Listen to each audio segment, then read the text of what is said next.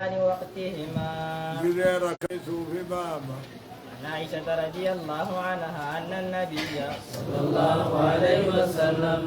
رسول كان يصلي عن سغدته ركعتين خفيفتين ركع لما سصبلا قراتهما قرات ثاني سصبلا خنتات بين النداء والإقامة آذان سبيتي في كما سبيت سغد صلاة الصبح صلاة مرة متفق عليه. متفق بعض. وفي رواية لهما غير روايات تكجو يصلي ركعتي الفجر يصلي ركعتي ركعتي الفجر ركع لما سنة سبين سجد إذا سمع الآذان أذان يقول قياس آذان جيني أذان يقول قياس سجد فيخففهما قراتي ثاني نسب لسا حتى أقول هما ننجوتيا هل قرأ فيهما بأم القرآن فاتحا قرأ قراني هم منجوت بالنسبة للتطويل يعني قاب كنوا آمنا بالله فاتقرأ. وفي رواية لمسلم رواية مسلم موقع جدت كان يصلي خمسة قدوته ركعتي الفجر ركع لما سنة سبي إذا سمع الأذان يقال أذان لك ويخففهما قراتي ثاني نصاب لسا. وفي رواية غري روايات ما إذا طلع الفجر هنگكين قدوه يقال سكدا.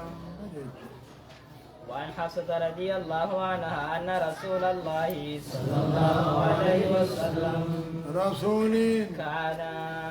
إذا أذن المؤذن للصبح لله نقول لبس بيم ججا وبدأ الصبح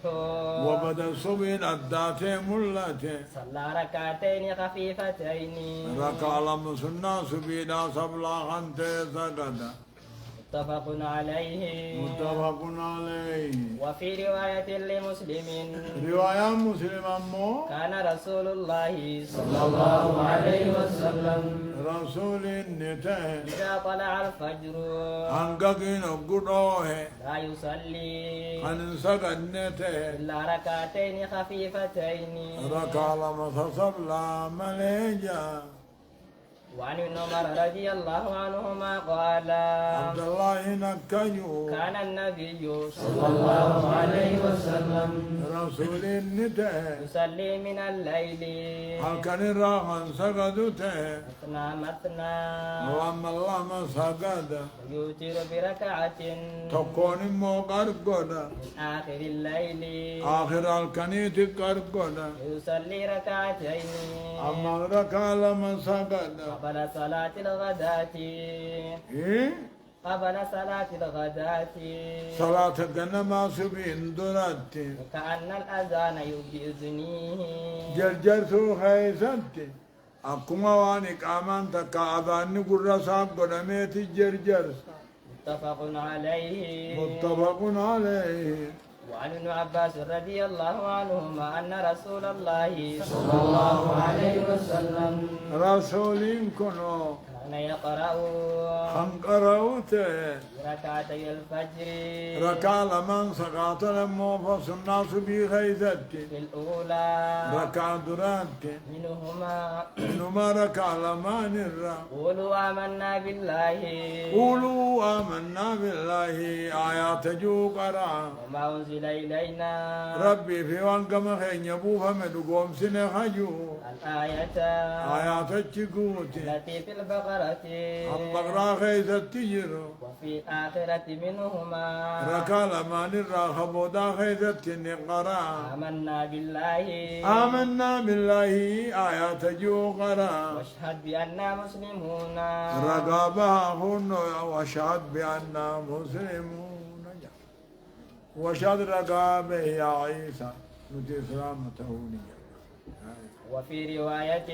قري روايات مو وفي الآخرة التي في آل عمران